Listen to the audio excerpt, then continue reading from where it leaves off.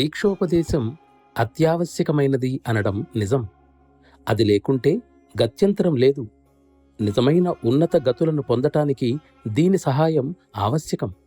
ఎవరైనా తనకు తానుగా తనలో ఉన్నత స్థితులను సృష్టించుకున్నట్లయితే అది వేరే విషయం. అప్పటికీ కూడా ఆ మహా అనుగ్రహాన్ని అతడు పొందలేకపోతాడు. దీక్షోపదేశం అయిన తరువాత తండ్రి తన పుత్రులకి ఏ విధంగా బాధ్యుడవుతాడో ఆ విధంగా దీక్షోపదేశం కావించిన వ్యక్తి బాధ్యుడవుతాడు.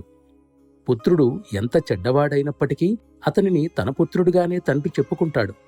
ఆ పితృ సంబంధం అలాగే ఉంటుంది.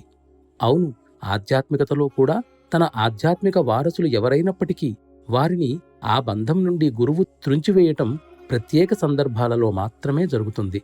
కాని ఇది మరీ అసాధారణ పరిస్థితులలోనే జరుగుతుంది.